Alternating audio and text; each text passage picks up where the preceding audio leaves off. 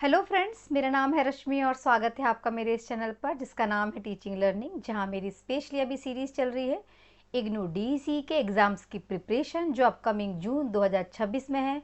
9, 11, 13 को second shift में। ठीक है, हालांकि ये जो मैं पढ़ा रही हूँ वो सभी के लिए काम का है क्योंकि मैं आपकी बुक से पढ़ा रही हूँ। बुक तो सभी के पास सेम है, चाहे आपने एडमिशन 2020, 21, 22, 23, 24, 25, 26 कभी भी लिए हो, क्योंकि इग्नू डीईसी की बुक सभी के लिए सेम है, सबके सिलेबस सेम है, सबके चैप्टर का नाम सेम है, सबकी बुक का नाम सेम है। ठीक है, जैसा कि मैंने पहले बताया हुआ है, डीईसी 1 में 7 ब्लॉक है। इट मीन्स 7 आपके डिफरेंट टॉपिक्स, उन पे 33 यूनिट्स हैं। तो 7 क्लासेज आपके डीईसी 1 की 7 ब्लॉक की ऑलरेडी आ चुकी हैं, मैंने प्लेलिस्ट बना दी है, उनको देखो, पूरा पढ़ो। डीईसी 2 के 8 ब्लॉक हैं जिसमें पूरी 30 यूनिट्स हैं, पूरा मैंने पढ़ा दिया है, 8 क्लास आ चुकी हैं, उनकी पूरी प्लेलिस्ट बनी हुई है, उसको देखो, उससे पढ़ो। डीईसी 3 की 5 ब्लॉक हैं तो ऑलरेडी 3 क्लास आ चुकी हैं, आज चौथी क्लास है और फिर एक लास्ट क्लास बचेगी, इसके बाद हमारे IMCQ मैराथन क्लास होगी। पहली बार वीडियो देख रहे हैं तो लाइक से सब्सक्राइब करना मत भूलिएगा। डीईसी के स्टूडेंट हैं तो सब आपके ही काम का है। आपका पेपर हो तो बहुत अच्छी बात है, पूरा पढ़ो, पेपर नहीं है तो भी पढ़ो, क्योंकि आपको पता होगा आपका सिलेबस क्या है, क्या बुक है, क्या पढ़ना है। और किसी भी प्री प्राइमरी लेवल का आप एग्जाम देते हो कभी भी, तो ये सभी चीज़ें आपको काम आने वाली हैं। ठीक है, तो हम अभी स्टार्ट करने वाले हैं। आपका आज पढ़ेंगे हम ब्लॉक नंबर 4 डीईसी किसका 3 का। ठीक है, इसके पहले बता दो कि नीचे आपको स्क्रीन पे एक नंबर दिख रहा है, ये नंबर उन स्टूडेंट के यूज़ के लिए है जिन्होंने इग्नू डीईसी में कभी भी एडमिशन लिया है, 2025 में, 24 में लिया था, या 26 में जनवरी में लिया है, या 2026 में जुलाई के सत्र में लेंगे। वो सभी अपनी फाइल बनाने के लिए PDF परचेस कर सकते हैं। हम हाथ से बनी हुई कोई भी फाइल सेल नहीं करते, इग्नू में प्रतिबंधित है। इग्नू के नियम के अनुसार आपकी सभी फाइल आपकी हैंड राइटिंग में जमा होंगी। 3 असाइनमेंट की, 1 प्रोजेक्ट की। असाइनमेंट स्टडी सेंटर में और प्रोजेक्ट दिल्ली जाता है। पूरी गाइडेंस हम प्रोवाइड कर देते हैं बच्चों को, अगर बच्चे हमसे PDF लेते हैं तो। हाथ से बनी हुई फाइल हम सेल नहीं करते हैं। ठीक है, तो इन सब चीज़ों के लिए आप मैसेज कर सकते हो। बाकी क्लासेस चल रही हैं, इनको देखिए, फिर तैयार रहिए महामैराथन के लिए, जहां हम आपके PYQs करेंगे, MCQ के, और मोस्ट इंपॉर्टेंट क्वेश्चंस करेंगे। तो बैक टू द पॉइंट, आज हम पढ़ते हैं डीईसी 3 का ब्लॉक नंबर 4, जिसका नाम है समुदाय में माता पिता के साथ संचार, जिसको हम बोलेंगे communication with parents in community. अब यहाँ कम्युनिटी का मतलब समाज तो है ही, but as a teacher, as a ECC कार्यकर्ता, एज अ ECC फैसिलेटर, हमारा भविष्य में क्या काम होगा या क्या काम होता है, क्योंकि हमें पेरेंट्स को इंक्लूड करना है, क्योंकि बच्चा अपने घर से आ रहा है और किसी का बच्चा है, इट मीन्स वो पेरेंट है। तो पेरेंट को भी हमें चीज़ों में इंक्लूड करना है, तो वो कैसे इंक्लूड करेंगे, उनकी क्या योजनाएं होंगी, वो सब हम इस यूनिट में पढ़ेंगे, इस ब्लॉक में पढ़ेंगे। तो चलिए देखते हैं। इसमें हमारा आज स्टार्ट होगा यूनिट नंबर आपका 12, जिसमें ब्लॉक नंबर आपका 4 है और डीईसी 3 है। इसका नाम है communication with parents in community, जिसमें आपका यूनिट नंबर 12 का नाम है संचार की संकल्पना। क्या होता है संचार की संकल्पना? कंसेप्ट ऑफ कम्युनिकेशन क्या होता है? कम्युनिकेशन और संचार का मतलब होता है सूचनाओं का आदान प्रदान करना, ये संचार कहलाता है। ठीक है, जैसे यहाँ लिखा हुआ है, संचार से क्या अभिप्राय है, संचार का मतलब क्या होता है, what is the meaning of communication? विचार, भावनाओं और सूचनाओं का आदान प्रदान, जैसे मैंने अभी आपको बताया, the exchange of the ideas, feelings and information, समझ और बातचीत का आधार, the base of the understanding of and interactions, ये कहलाता है संचार या कम्युनिकेशन। जब हम भावनाओं को, कोई इंफॉर्मेशन को, फीलिंग्स को दूसरे को बताते हैं, अगर मैं हूं, मैं किसी दूसरे को बता रही हूँ, वो भी संचार कहलाएगा।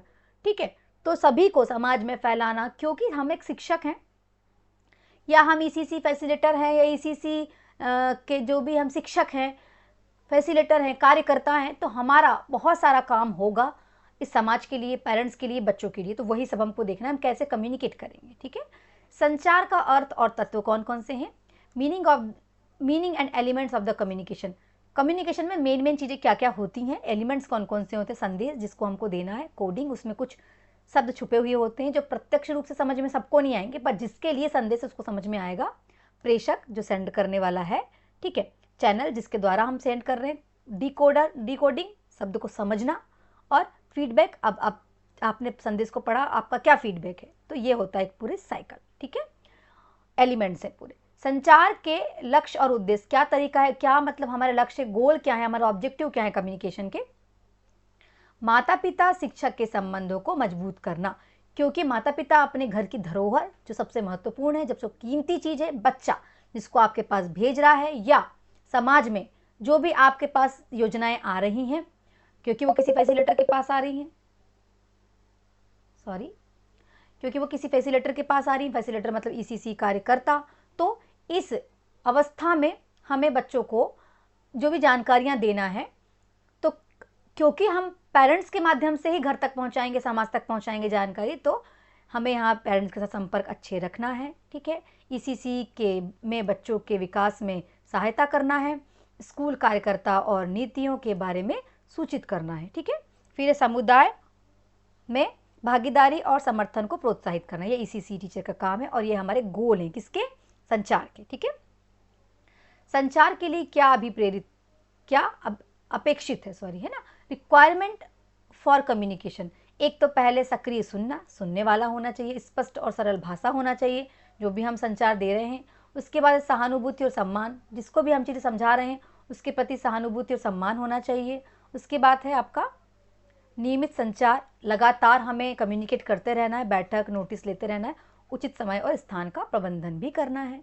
ठीक है, अब है भाई संचार की प्रक्रिया क्या होती है, संचार की क्या प्रक्रिया है, मुख्य तत्व कौन कौन से ये देखते हैं। सबसे पहले प्रेषक, जो सेंड करने वाला है, जो जानकारी दे रहा है वो, जिस जानकारी को दे रहे हैं वो, मीडियम जिसके द्वारा दे रहे हैं, और उसके रिसीव करने वाला कौन है, और उसने रिसीव करके क्या संदेश से ऑब्जर्व करा। ठीक है, तो जो सेंडर है वो होता है विचार उत्पन्न करने वाला, संदेश भेजने वाला, मैसेज जिसकी जानकारी हम दे रहे हैं, जो भावनाओं को हम प्रेषित कर रहे हैं, माध्यम प्रेषण के लिए उपयोग किए जाने वाला साधन जिसका हम उपयोग कर रहे हैं, जिस माध्यम से हम जानकारी दे रहे हैं, लेटर, पोस्टर, कोई ग्रुप हो सकता है, टेलीफोन हो सकता है, टीवी हो सकती है, मोबाइल हो सकता है ना। प्राप्तकर्ता जिसने इस मैसेज को रिसीव किया, और फीडबैक उसने दे मैसेज को पढ़ने के बाद क्या ऑब्जर्व करा, ये होता है। ठीक है, तो ये इसके एलिमेंट से कुछ मुख्य तत्व हैं। इसके बाद देखेंगे प्रारंभिक बालावस्था देखभाल एवं शिक्षा कार्यकर्ता संचार मार्गदर्शिका। ठीक है, ईसीसी वर्कर्स में कम्युनिकेशन की क्या गाइडलाइन है वो देखेंगे। एक प्रेषक, एक पर्यवेक्षक के रूप में ईसीसी जो टीचर है, टीचर हो सकता है वो एक डॉक्टर हो सकता है, कौन कौन हो सकता है वो देखते हैं पहले, है ना हम।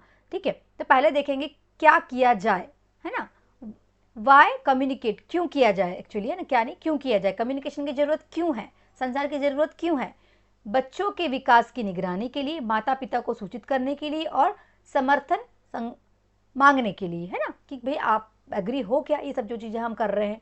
संचार किसके द्वारा दिया जाएगा, कौन संचारित करेगा सूचनाओं को, आंगनवाड़ी कार्यकर्ता, ईसीसी शिक्षक, स्वास्थ्य कार्यकर्ता हो सकता है, पर्यवेक्षक हो सकता है, सुपरवाइजर। ठीक है, anganwadi workers, ECC teacher, health workers और सुपरवाइजर।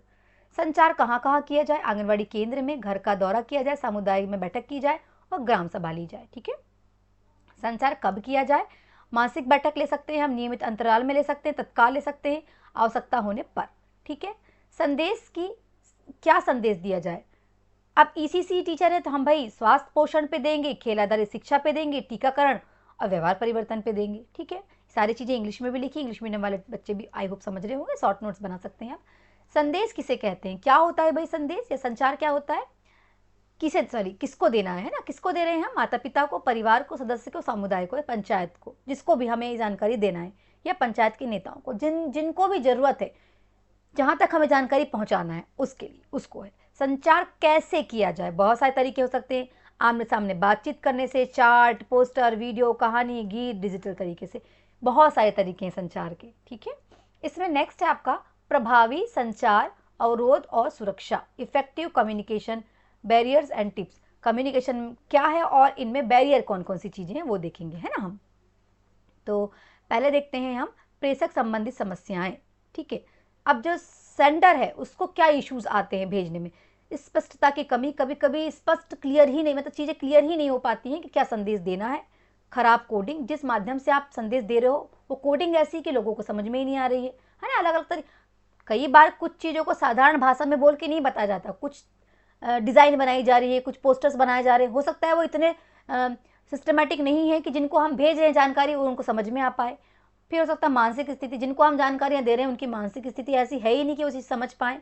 फिर गलत धारणा है, आपको पता ही है कि समाज में अलग अलग प्रकार के लोग हैं, सबकी सोच अलग अलग है, अगर धारणा अलग है तो आप कोई भी संदेश दे रहे हो समझना ही नहीं है। प्राप्तकर्ता की समस्याएं, ठीक है। ध्यान की कमी, वो फोकस ही नहीं कर रहा आप क्या बता रहे हो, आपने कोई भी एडवर्टाइजमेंट दे दिया, आप कोई भी संचार कर रहे हो।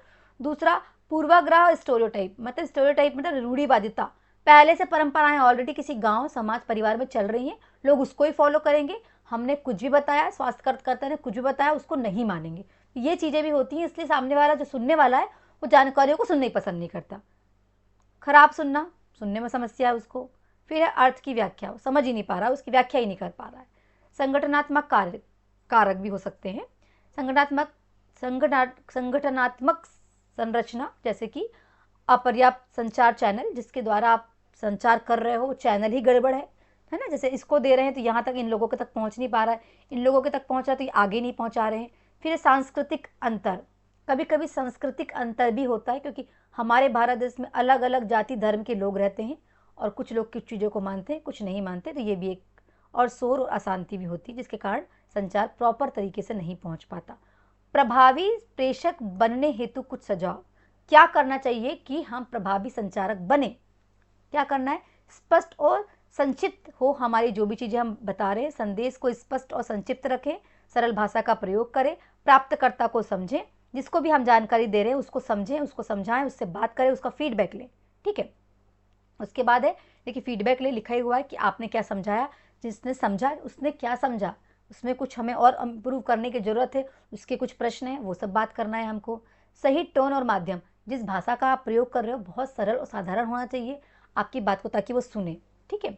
और समय का ध्यान रखें, ताकि ऐसा समय चुने कि जिस दौरान सभी इतने फ्री हों कि आपकी बातों को, आपके संचार को समझ सके, सुन सके। ठीक है। इसके बाद है आपका यूनिट नंबर 13 कहती है संचार के कुछ तरीके। क्या क्या तरीके हो सकते हैं भाई, संचार के प्रकार, लिखा है टाइप्स ऑफ मैसेज, फिर लिखा है लेक्चर मेथड, फिर लिखा हुआ है आपका यहाँ पे व्याख्यान विधि सुधारने हेतु कुछ महत्वपूर्ण सुझाव। सबसे पहले हम देखेंगे टाइप्स ऑफ मैसेज कितने प्रकार के होते हैं। जानकारी देना, तथ्य साझा करना, कक्षा में नोटिस और समाचार प्रसारण, ये सब जानकारियाँ, जैसे कि अब हमें जो स्कूल्स में देना है तो नोटिस लगा दिए, अनाउंसमेंट करा दिए, समाचार में सुना दिए, समाचार पत्र में दे दिए या फिर न्यूज़ में सुना दिए, ये तरीका है। फिर है यहाँ पे क्रिया व्यवहार मूलक संदेश, ड्रामेटिक तरीके से बता दिए, कुछ एक्टिविटी करके, देखिए एक्टिविटी करके बता रहे हैं, है ना, कुछ ड्रॉ करके बता दे रहे हैं। ठीक, तो एक्टिविटी मतलब प्रणय, उसको कहना चाहिए अभिनय करके बता रहे हैं। ठीक है। व्यवहार बदलाव, कार्यवाही के प्रति प्रेरक करना, प्रशिक्षण के निर्देश और स्वास्थ्य सलाह, इसके लिए ये व्यवहार वगैरह किया जा सकता है, एक्टिविटी करके बता सकते हैं बच्चों को या बड़ों को भी। ठीक है। लेक्चर मेथड, व्याख्यान आयोजित करना, तैयारी करना, सुनाना, बच्चों को प्रस्तुत करना और प्रक्रिया। दिख ही रहा है कि भैया सुनाने वाला है, ये सुना रहा है, ये लोग सुन रहे हैं और इसकी हमने तैयारी कर ली है पहले। व्याख्यान विधि की कमियां क्या क्या हैं भाई, इसकी कमियां ये हैं कि दर्शकों को कभी कभी मज़ा ही नहीं आता, सीमित सहभागिता, लोग कई बार सुनना पसंद ही नहीं करते, कम लोग आते हैं, ध्यान केंद्रित करने में कठिनाई, लोग मोबाइल में लगे हैं, कहीं कोई और काम में लगे, कौशल विकास के लिए अनुपयुक्तता, अनुपयुक्त नहीं है कौशल, लोगों को कौशल की कमी है, लोग देखना ही पसंद नहीं कर रहे हैं। ठीक है। इसके बाद व्याख्यान विधि सुधारने के लिए, व्याख्यान विधि हम दे रहे हैं पर इसको सुधारने के लिए हम और क्या क्या कर सकते हैं, जैसे कि इंटरैक्टिव बनाना, आप आपस में बात करते रहिए, लोगों से पूछते रहिए। आप व्याख्यान कर रहे हैं तो हो सकता है आप खड़े 30 लोग आपके सामने हो, बीच बीच के लोगों को खड़े कर लीजिए, उनसे फीडबैक लीजिए, आप उनसे कुछ पूछ रहे हैं तो उनसे बातें करते जाइए। ठीक है। फिर है ऑडियो विजुअल एड्स, ऐसे एड्स का यूज़ करिए जिसमें आप स्क्रीन में दिखा रहे हैं, लाइक प्रोजेक्टर वगैरह, तो लोग, बच्चे, समाज उनको देखेगा, समझेगा। कहानियाँ, उदाहरण ऐसे दीजिए जो उनसे कनेक्टेड हों।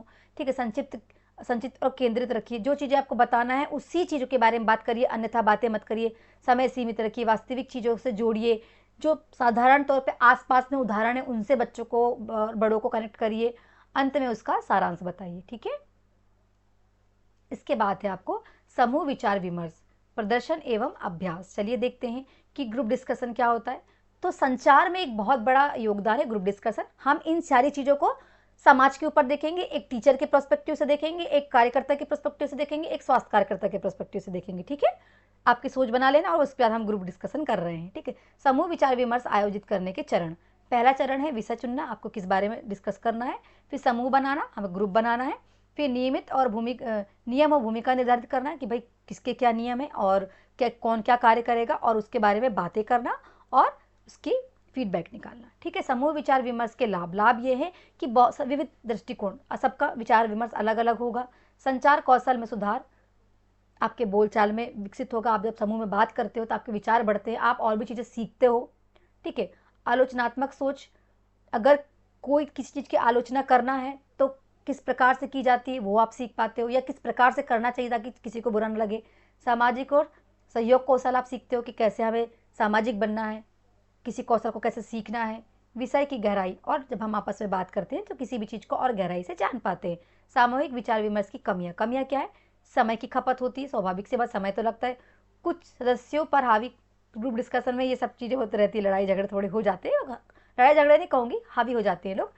फिर विषय से भटक जाते हैं, बात करते करते लोग कोई दूसरी बात करने लगते हैं। निर्णय लेने में कठिनाइयाँ, अब 10 लोग हैं, 10 के निर्णय अलग अलग है तो कठिनाइयाँ हो सकती हैं। सभी को शामिल करने में कठिनाई, कोई अलग भाग रहा है, किसी की सोच अलग है, किसी की सोच अलग है, तो ये सारी समस्याएं हो सकती हैं। ठीक है, फिर लिखे है विषय प्रदर्शन आयोजित करने में शामिल चरण, लाभ और कमियां। ठीक है, अब प्रदर्शन तो आप कर रहे हो पर उसके क्या चरण है, उनके क्या लाभ है, उनकी क्या कमियां हैं। प्रदर्शन आयोजित करने की तैयारी, पहले हमें कैसा प्रदर्शन करना है उसकी तैयारी करना है, फिर उसका परिचय देना है, उसका उद्देश्य क्या है। मान लीजिए मैं बता रही हूँ पोषण के बारे में, तो मैंने तैयारी करी, उसके बारे में बताई बच्चों को या समाज को या सोसाइटी को, फिर उसका वास्तविक प्रदर्शन किया जैसे दिख रहा है ये।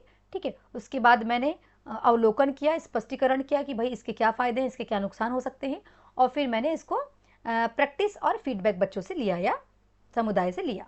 प्रदर्शन के लाभ ये है कि दृश्य और व्यवहारिक सीखेंगे बच्चे या बड़े लोग, प्रक्रियाओं स्पष्ट दिखेंगे बच्चों को, बड़ों को, क्योंकि आप प्रोजेक्टर में दिखा रहे हो या किसी ऐड का यूज़ कर रहे हो। सक्रिय भागीदारी, सब इसमें भाग लेंगे। ठीक है, इस पर स्मरण शक्ति में वृद्धि होगी क्योंकि बच्चे देख कर समझ रहे हैं, लोग भी देख रहे हैं, स्पष्ट रूप से देख पा रहे हैं चीज़ों को। फिर है त्रुटियों में कमी, गलतियाँ नहीं होंगी क्योंकि आपने पहले से सब कुछ प्लान किया हुआ है। कमियाँ ये है कि संसाधन की आवश्यकता पड़ेगी आपको, क्योंकि आपको टेलीस्कोप, माइक्रोस्कोप, प्रोजेक्टर ये सब लगेगा, कक्षा बड़ी लगेगी आपको, सीखने धीरे धीरे सीखेंगे लोग। ठीक है, फिर से प्रशिक्षण पहले ही आपको करना पड़ेगा, और आप इसमें ज़्यादा लोगों को इंक्लूड नहीं कर सकते, आप अकेले कार्य करोगे और बाकी लोगों को आप इसमें योगदान के लिए बैठा सकते हैं। ठीक है, इसके बाद है शिक्षा और प्रशिक्षण की विधि, भूमिका, अभिनय और केस स्टडी। ठीक है, तो इसमें देखेंगे भूमिका अभिनय क्या होता है और केस स्टडी क्या होता है, दोनों अलग अलग चीज़ें, दोनों के बारे में हम देखते हैं। भूमिका अभिनय का आयोजन और शामिल करना। ठीक है, अब भूमिका अभिनय का मतलब है किसी चीज़ को करके दिखाना है हमको, है ना, जैसे हम ड्रामेटिकल भी बोल सकते हैं, है ना, रोल प्ले, यहाँ बोल ही रहा है, रोल प्ले करके समझाना, समाज की कोई भी चीज़ों को समझाने के लिए। जैसे कि मैंने शिक्षा का महत्व समझाना है तो मैं इसके लिए पूरा रोल प्ले करवा रही हूँ, तो पहले विषय किस बारे में मुझे करना है, उसके लिए भूमिका, कौन क्या बोलेगा, कौन क्या बनेगा, स्क्रिप्ट तैयार करना है, डायलॉग्स तैयार करना है, फिर उसको पहले रिप्रेजेंट करना है, फिर उसको प्रदर्शित करना है, और फिर समीक्षा और उस पर चर्चा करना है। ठीक है, संचार को सुधार में भूमिका अभिनय का उपयोग, आप संचार में सुधार के लिए भूमिका अभिनय का क्या उपयोग हो सकता है, जैसे कि सहानुभूति विकास होगा, लोगों में ज़्यादा विकास होगा, ज़्यादा समझ पाएंगे लोग। ठीक है, फिर लिखा है संघर्ष समाधान का अध्ययन, कि किसी भी चीज़ में संघर्ष को कैसे समाधान कर सकते हैं वो समझ पाएंगे, क्योंकि हम देख पा रहे हैं, आसानी से प्रैक्टिकल कर पा रहे हैं। शारीरिक भाषा में सुधार, बोलचाल आपको समझ में आएगी कि हम जब समाज में किसी परिस्थिति में फंस जाते हैं या कोई समस्याएं आती हैं तो आपस में किस प्रकार से बातचीत करना चाहिए। सक्रिय सुनना, सुनने की आपकी शैली बढ़ेगी, और सुनना अभिव्यक्ति, ठीक है, सहज अभिव्यक्ति होगी। इसके बाद है भूमिका अभिनय का लाभ। भूमिका अभिनय का लाभ ये होगा, सुरक्षित अभ्यास वातावरण आपको मिलेगा, आप बढ़ी हुई भागीदारी, लोग बहुत ज़्यादा शामिल होते हैं इसमें, कौशल विकास होता है, कोई भी व्यक्ति जब अभिनय करता है तो उसमें क्या कहना चाहिए कि आत्मविश्वास पैदा होता है, ज्ञान का व्यवहारिक अनुप्रयोग होता है, संकोच कम होने लगता है और लोग पहल करते हैं आगे। भूमिका अभिनय की कुछ सीमाएं देखते हैं, कुछ कमियां देखते हैं क्या हो सकती हैं। वास्तविकता से तो नहीं हो रही है, मतलब चीज़ें हम अभिनय ही कर रहे हैं। प्रतिभागियों में आत्मचेतना, कभी कभी आत्मचेतना का भावना भी आ जाती है बच्चों में। समय की खपत, समय लग ही रहा है भाई इसमें। फिर सावधानी पूर्वक तैयारी करना पड़ता है, कभी कुछ गलतियां ना हो जाएं। फिर जटिल परिस्थितियों का भी सामना करना पड़ सकता है, क्योंकि परिस्थितियां हमेशा एक सी नहीं होती, बारिश, पानी, ठंडा, गर्म, ये सब हो सकता है, तो उसके अनुसार फिर हमें प्लान करना पड़ता है। केस स्टडी का मतलब होता है किसी भी एक समस्या को लेकर एक पूरा डेटा तैयार करना, उसको केस स्टडी बोलते हैं। चयन, तो पहले हम किस बात की केस स्टडी करेंगे उसका चयन करना है, फिर उसके बारे में लिखना है, क्या क्या हमें लिखना है, वो तैयार करेंगे, फिर उसको हम भरते जाएंगे। मान लीजिए किसी बच्चे के ऊपर हम केस स्टडी कर रहे हैं, एक महिला और उसके बच्चे के ऊपर, महिला का नाम, उसके बच्चे का नाम, महिला को क्या समस्या थी, बच्चों को क्या समस्या थी, सब, और उनके पूरे डेटा, उनके डॉक्यूमेंट्स की हम यहाँ पे तैयारी करेंगे। केस अध्ययन तैयार करना, अब तुमने केस कागज़ तो ले आए, अब उसकी पूरी केस स्टडी आपको बैठ के बनाना है कि केस स्टडी के एक प्रॉपर रूल्स रेगुलेशन होते हैं, फॉर्मूलाज होते हैं, उन पर पूरी तैयारी करना है और फिर उस पर चर्चा पर प्रश्न बनाना है। ठीक है। केस स्टडी के लाभ ये होते हैं, विश्लेषणात्मक कौशल का विकास होता है, आपने विश्लेषण किए, आपको ज्ञान मिला, आपको पर्सनल अनुभव मिला। ठीक है। सिद्धांत का वास्तविक दुनिया में अनुप्रयोग, आपने जो सिद्धांत को पुस्तक में पढ़े थे, आपने जन जन में जाके उस चीज़ को कलेक्ट किया है। ठीक है। महत्वपूर्ण सोच और समस्या समाधान आपके अंदर बढ़ेगी, ये सब चीज़ें बढ़ती हैं। जटिल मुद्दों के साथ जुड़ाव होने लगता है क्योंकि आप जाके प्रत्यक्ष रूप से समस्याओं को देख रहे हो। पर इसकी कमियां ये हैं कि कक्षा में पूर्वाग्रह भी की संभावना, कुछ लोग मानते हैं, कुछ लोग नहीं मानते। दूसरी बात कि जो जानकारियाँ आप इकट्ठा कर रहे हो सकता है वो सही भी हो सकता है गलत हो, क्योंकि आपने पूछा, सामने वाले ने बताया। ठीक है। समय लेने वाली तैयारी, इसको बहुत समय लगता है। ठीक है। अब है सामान्यीकरण की कमी, लेक ऑफ द जनरलाइजेशन। अब ये जो आप डेटा इकट्ठा कर रहे हो सबके लिए फॉलो हो, जरूरी नहीं कि आपने किसी एक बच्चे के लिए किसी एक केस स्टडी, किसी एक के ऊपर केस स्टडी कर रहे हो। गुणवत्ता सामग्री का पर निर्भर, अब जो सामग्री आपने ली हो उस पर स्टडी किए हो, किसी चीज़ पे, किसी लोगों पे, किन्हीं समूह पे लागू होगा, किन्हीं पे नहीं होगा। ठीक है। कहानी सुनाना एक विस्तृत मार्गदर्शिका, कहानी सुनाना भी एक संचार का तरीका है। प्रभावी कहानी सुनाने के चरण, उचित कहानी का चुनाव करना आयु के अनुसार, तैयारी, गहरी समझ, अभ्यास। पहले आप अभ्यास कर लीजिए किस वाणी में आपको बोलना है, कहाँ उतार करना है, कहाँ चढ़ाव करना है, कहाँ ऊंचा बोलना है, कहीं नीचे बोलना है, हाव भाव, आंखों के एक्सप्रेशंस, और सार्थक समापन करना है। ठीक है। कहानी सुनाने के सुझाव, आप दृश्यता और कल्पना जगाएंगे। अगर आप कहानी सुनाते हैं तो थोड़ा हास्य होना चाहिए, थोड़ा आश्चर्यजनक कहानियाँ होना चाहिए। विभिन्न पात्रों के लिए अलग अलग आवाज़ क्रिएट करिए। श्रोताओं की प्रतिकूलता को देखिए, क्या प्रतिक्रियाएं दे रहे हैं वो, सहयोग लें और श्रोताओं को शामिल करें। अगर आप कहानी सुना रहे हैं तो किसी को, मान लीजिए 4 लोगों की कहानी है, रामू शामू, तो रामू शामू बना दीजिए, कमला मीरा बना दीजिए। ऐसी कहानी को आप अभिनय के तरीके से भी प्रस्तुत कर सकते हैं। ठीक है। कहानी सुनाने की विधि एवं लाभ, विधि है ज्ञान तथा संस्कृति का प्रसार होगा, भाषा और शब्दावली का विकास होगा, इसके बाद नैतिक मूल्यों का निर्माण होगा, फिर है कल्पना और रचनात्मकता को बढ़ावा मिलेगा, और एकाग्रता और ध्यान बढ़ेगा। बच्चों में स्पेशली ये होगा। कहानी सुनाने की कमियां क्या हो सकती हैं, समय की खपत भाई तो होती है, देखो हर चीज़ में अच्छाइयाँ हैं तो बुराइयाँ भी हैं। फिर है अच्छी कहानियों की कमी है क्योंकि ज़्यादा खराब कहानियाँ ज़्यादा हैं, अच्छी कहानियाँ कम है, लेकिन ढूंढने वाले को सब मिल जाता है। ठीक है। सुनना एक कला और कौशल है। अब सब लोगों की सुनने की कैपेसिटी नहीं होती, कुछ बच्चे सुनते हैं, कुछ नहीं सुनते, कुछ बड़े लोगों के साथ भी समस्याएं हैं, गलत अर्थ निकाल सकते हैं, एक कहानी के कई अर्थ हो सकते हैं, ये सुनने वाले पर डिपेंड करता है। ठीक है। जटिल विषय पर कहानियां ना सुनाएं, कभी कभी जटिल विषय पर भी हम कहानियां सुना देते हैं जो सुनने वाले, समझने वाले को हो सकता है समझ में ना आए। ठीक है। फिर है यूनिट नंबर 14, संचार की कुछ कार्यनीतियाँ। क्या क्या कार्यनीतियाँ? लोगों को अपनी सहायता स्वयं करने में के योग्य बनाना। संचार हम इसीलिए कर रहे हैं ताकि योजनाएं घर घर पहुंचे और लोग अपनी सहायता खुद कर सके, स्वास्थ्य में, पोषण में, शिक्षा में, कार्य में। तो जैसे यहाँ है, अच्छा संबंध स्थापित करने के लिए विश्वास जगाएं, सहानुभूति और समस्या समाधान हो, ट्रस्ट बढ़े, लोगों में सहानुभूति बढ़े, खुद का सम्मान बढ़े, क्योंकि क्या योजनाएं आ रही हैं वो बच्चों तक, समाज तक पहुंचाने का कार्य कर रहे हैं हम। अगर चीज़ें पहुंचेंगी इस जन जन तक तो उनमें आत्मसम्मान और सहानुभूति और सम्मान की भावना, विश्वास बढ़ेगा। ठीक है। सहभागिता को प्रोत्साहित करना, लोगों को भागीदारी करना कि भाई आप भी जुड़िए, आप ये कार्य कर सकते हैं, आप स्वास्थ्य कार्यकर्ता से मिलिए, आप अपनी देखभाल खुद कर सकते हैं। अगर कोई योजनाएं पंचायत में चल रही हैं तो ये भी हम उनको जोड़ सकते हैं ताकि उनको क्या हो, सहयोग मिले। ठीक है।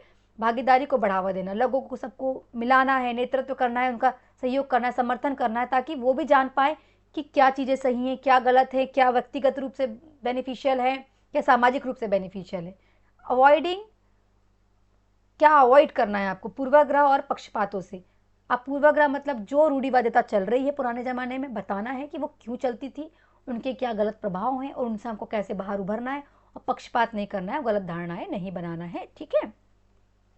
इसके बाद है कि आपका है वर्किंग विथ ईच इंडिविजुअल, अलग अलग लोगों के साथ कार्य करना, प्रत्येक व्यक्ति के साथ व्यक्तिगत रूप से काम करना, व्यक्तिगत रणनीति जैसे हो सकती है women to women strategy, child to child strategy और चाइल्ड टू पेरेंट स्ट्रेटेजी। मैं इसको ना आपको थोड़ा क्लियरली समझाती हूँ। जैसे मैंने कोई चीज़ें पढ़ाई, मान लीजिए आंगनवाड़ी में मैंने 4-5 महिलाओं को इकट्ठा की, या वहाँ जहाँ महिलाएं पानी भरने जाती हैं, सपोज वहाँ 4 महिलाएं खड़ी हैं और मैं एक कार्यकर्ता हूँ, मैं वहाँ गई और मैंने 4 महिलाओं को कुछ कहानी और कुछ जानकारियाँ दी।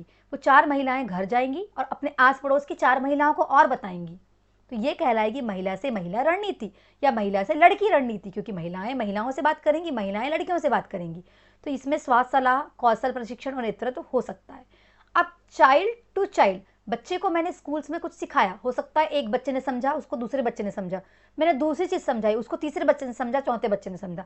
जब बच्चे आपस में बात करेंगे, डिस्कस करेंगे, खेलेंगे कूदेंगे, तो बच्चे से बच्चे में भी जानकारी ट्रांसफर होगी। अच्छी चीज़ें, ठीक है। तो लिखा हुआ है इसमें स्वास्थ्य, स्वच्छता, प्रथाएं और जीवन शैली बच्चे एक दूसरे से सीखते हैं, ठीक है। इसके बाद है चाइल्ड टू पेरेंट। हमने स्कूल में बच्चे को कुछ अच्छी बात सिखाई, बच्चे ने घर गया अपने पेरेंट को सिखाया, तो चीज़ें कहाँ से कहाँ गई, बच्चे से पेरेंट में, ठीक है। इसमें स्वच्छता की बातें, पोषण की, स्वास्थ्य की, सकारात्मक व्यवहार, ये सारी चीज़ें हम सिखाते हैं। समुदाय और समूह के साथ कार्य करना, कार्य कैसे करेंगे, समूह के साथ कार्यनीति बनाना है, साझा लक्ष्य निर्धारित करना है, भूमिका और जिम्मेदारियां निभाना है, निर्णय लेने की प्रक्रिया उत्पन्न करना है, जिसमें समुदाय के साथ और क्या कर सकते हैं, संघर्ष समाधान करना है और प्रभावी संचार करना है। इसमें क्या होगा, आपको लक्ष्य निर्धारित करना है, क्या लक्ष्य है, उन पे कैसे कार्य करना है और लोगों को जागरूक करना है, ठीक है। भूमिकाएं और जिम्मेदारियां बताना है, किसकी क्या जिम्मेदारियां हैं, कैसे हम कार्य कर सकते हैं समाज के लिए, परिवार के लिए। निर्णय लेने की शक्ति पैदा करना है, क्या निर्णय हम ले सकते हैं, कब हमें कौन से निर्णय लेना है, ये जानकारियाँ देना है, ठीक है। संघर्ष समाधान कैसे कर सकते हैं, किसी समस्या का समाधान हम कैसे कर सकते हैं, प्रभावी संचार कैसे कर सकते हैं, लोगों से बात कैसे करेंगे, घर परिवार समाज बच्चों से, ठीक है। समुदाय के साथ कार्यनीति कैसी होनी चाहिए, समुदाय को शिक्षित करना है, समर्थक बनाना है, ठीक है। जागरूकता अभियान चलाना है, सक्षम निर्णय कार्यशालाएं चलाना है, कौशल विकास करवाना है और निर्णय लेने में भागीदार बनाना है लोगों को, ताकि वो भी जान पाएं, ठीक है। इसके लिए लागू करने के चरण, आकलन और योजना, संसाधन जुटाना, उसके बाद हस्तक्षेप करना, फिर निगरानी और मूल्यांकन करना और स्थिरता लाना। आपने लोगों को बता दिए उनके लिए संसाधन जुटाना है, कौन से कार्य कैसे करना है। सपोज एक महिला है, हमने उसको बता दिए, गांव में एक महिला का ग्रुप है 4-5 महिलाओं का, कि आपको घर घर जाके पोषण की जानकारी देनी है। हालांकि ये कार्य तो स्वास्थ्य कार्यकर्ताओं का होता है, बट महिलाओं को हमने दे दिए। तो भाई क्या संसाधन लगेंगे, कोई पोस्टर लगेगा, कोई चार्ट लगेगी, कोई पत्रिका लगेगी, वो हम दे रहे हैं उनको, फिर उनके साथ मिलकर कार्य कर रहे हैं, फिर निगरानी रख रहे हैं कि वो कैसे कार्य कर रही है और फिर उसको स्थिरता लाना है, ठीक है। परिवर्तन के प्रति प्रतिरोध, अगर परिवर्तन आता है, ला रहे हैं, समाज में आ रहा है, तो बहुत लोग उसका क्या करेंगे, अज्ञान है, डर रहे हैं इससे। सुरक्षा की हानि, कि भाई महिलाएं कुछ काम करें तो घर वाले बोलेंगे कहाँ घूम रही है तू, ये क्या कर रही है, बच्चा कर रहा है तो उसको भी बोलते हैं। संसाधनों की कमी, अगर प्रचार प्रसार कर रही हैं महिलाएं, कुछ कार्य कर रही हैं, तो जाने के लिए, लोगों को बताने के लिए संचार की कमी हो सकती है। और अविश्वास, लोग कभी कभी कुछ योजनाओं पर विश्वास ही नहीं करते, ठीक है। वही सारी चीज़ें हैं। प्रतिरोध कैसे कम करें, भाई असहानुभूतिपूर्वक सुनना है चीज़ों को, स्पष्ट संचार करना है, पारदर्शिता रखना है, भागीदारी करना है, और जो भी ये कार्य कर रहे हैं उनको प्रोत्साहित करना है, ताकि पूरी जानकारियाँ जन जन तक पहुँचे। जो भी फ़ायदे हैं बच्चों के लिए, महिलाओं के लिए, बुजुर्गों के लिए, वो सबको मिले, संचार से ही मिलेगा और उनको फ़ायदे भी होंगे, ठीक है। फिर संचार में सहायक कुछ सामग्रियाँ, कौन कौन सी सामग्रियाँ हैं, जैसे संचार सहायक सामग्री की भूमिका, समझ को आसान बनाने के लिए हम सामग्री का उपयोग कर सकते हैं, रुचि पैदा करने के लिए, स्मृति को सुधारने के लिए और कंसंट्रेशन पावर बढ़ाने के लिए, ठीक है। सामग्री के कुछ अनिवार्य विशेषताएं, जैसे कि स्पष्ट होनी चाहिए, प्रासंगिकता होनी चाहिए, ना रिलेवेंट होना चाहिए, आकर्षक होना चाहिए, विश्वसनीय होना चाहिए, अनुकूलताशील होना चाहिए, ठीक है। प्रभावी संचार सहायक सामग्री बनाने हेतु संकेत क्या क्या है भाई, मुख्य बिंदुओं पर ध्यान दें, क्या फोकस है। आज आपको स्वास्थ्य पे कार्य करना है तो उसके लिए आप संचार बनाइए, आपको पोषण पे कार्य करना है उस पर संचार बनाइए, अगर आपको शिक्षा पे कार्य करना है उस पर संचार बनाइए, है ना। सुसंगत डिजाइन बनाना है, उसके लिए सही रंग, फिट पॉइंट, ये सब चीज़ें करना है। और कम टेक्स्ट और अधिक दृश्य, चित्र ज़्यादा हो और टेक्स्ट कम हो, ऐसे बनाना है। संचार सहायक सामग्री को प्रभावी बनाने के लिए बेहतर जुड़ाव, जटिल विषयों का सरलीकरण करना है, समावेशी शिक्षा होनी चाहिए और प्रेरणा में वृद्धि होनी चाहिए, ठीक है। प्रभावी प्रस्तुतिकरण हेतु कुछ संकेत, जैसे कि अच्छी तैयारी करो, पहले प्रिपेयर हो जाओ, लोगों को क्या बताना है, कैसे बताना है, दर्शकों के साथ जुड़ो, खुद बताओ, उनको इंक्लूड करो, आत्मविश्वास हो, आपको पहले विश्वास हो कि आप कैसे पढ़ा सकते हो, आप विश्वास से बताओगे, लोग विश्वास करेंगे, ठीक। आपकी आवाज़ स्पष्ट और क्लियर होना चाहिए और आपका विचार और आपकी शक्ति स्पष्ट होनी चाहिए। ठीक है। फिर है यहाँ पर सामग्रियों की कुछ अनिवार्य विशेषताएं, जैसे स्पष्ट, प्रासंगिकता, आगे भी लिखा हुआ है ये पॉइंट, वैसे आकर्षक होना चाहिए, विश्वसनीय होना चाहिए, ये देखिए ये वाले पॉइंट फिर से रिपीट कर दिया है ना, अनुकूलनशीलता होना चाहिए। ठीक है। फिर इसके बाद है आपका सामग्री निर्माण करने के लिए कुछ सिद्धांत, जैसे कि दर्शकों को समझ में आना चाहिए, सरल भाषा होना चाहिए, दृश्यों का प्रयोग ज़्यादा करिए और क्या करिए आप लोग, फीडबैक को शामिल करिए। ठीक है। सामग्री का मूल्यांकन, भाई क्या उद्देश्य पूरे हुए, दर्शकों को की क्या प्रतिक्रिया हुई, आपने क्या उपयोग किया और क्या क्या संसाधन थे और उनको क्या अपडेट किए। ठीक है आपने। फिर है कुछ सामान्य संचार सामग्रियाँ क्या हैं, कौन कौन से चीज़ें जिनके द्वारा हम संचार करते हैं, जैसे कि पोस्टर्स, दिख रहे हैं पोस्टर्स, जैसे कि चार्ट, हम क्लासरूम्स में भी करते हैं, समाज में भी करते हैं, सोसाइटी में, हॉस्पिटल्स में, सब जगह आपको दिखते हैं। बैंक चले जाओ, हॉस्पिटल चले जाओ, गांव, पंचायत, आंगनवाड़ी, स्कूल्स, पोस्टर्स लगे ही मिलेंगे, चार्ट लगे मिलेंगे। क्यों? इससे हम संचार आसानी से कर पाते हैं। क्लासरूम्स में अगर हम संचार कर रहे हैं, बच्चों को पढ़ा रहे हैं, तो फ्लैश कार्ड दे सकते हैं और एक कार्ड हम सामाजिक रूप से भी दे सकते हैं, अलग अलग उद्देश्य के अनुसार। ग्राफ बनाते हैं, इस ग्राफ चार्ट से भी हम संचार करते हैं, जैसे कि ग्रोथ बता दिए बच्चों का, बीमारियों के बारे में बता दिए चार्ट के माध्यम से। फिर पिक्चर, चित्र तो पता ही है आपको। फिर मॉडल बना दिए, एक बच्चे का मॉडल बना दिए, बता दिए कि देखिए बच्चे के कान कैसे होने चाहिए, उसकी नाक कैसी होनी चाहिए, पोषण का चार्ट बना दी, सब्जियों के, फलों के मॉडल बना दिए और बताइए ये खाना ज़रूरी है, ये बच्चों के ऐसे अंग होना चाहिए, बच्चों की बनावटें ऐसी होनी चाहिए, अगर इसमें कोई बदलाव दिख रहा है तो हमें तुरंत डॉक्टर से मिलना है। इस प्रकार से मॉडल भी हम बना सकते हैं। ठीक है। तो यहाँ पे हमारा जो है आपका ब्लॉक नंबर जो है 4 ख़त्म होता है और जो आपका DEC 3 का ब्लॉक नंबर 4 है, but last but not least last हमारा बचेगा ब्लॉक नंबर 5, जो आपको नेक्स्ट क्लास में देखने को मिलेगा। तो इस यूनिट को पूरा, इस ब्लॉक को पूरा देखना आराम से बैठ के, जिनके पास टाइम नहीं है वो स्पीडोमीटर लगा के देखना, आराम से तैयार हो जाएगी, घबराओ मत। मैंने बहुत सिस्टमेटिक तरीके से पूरा प्लान किया है आपके लिए स्टडी। क्लासेस देख लो, फिर मैराथन लगा देना, पूरी तैयारी हो जाएगी। शॉर्ट नोट्स बनाना, पूरा वीडियो देखना, प्लीज़ फीडबैक देना, कुछ भी इमोजी भेजो, कुछ भी भेजो, बट प्लीज़ मुझे कमेंट करना।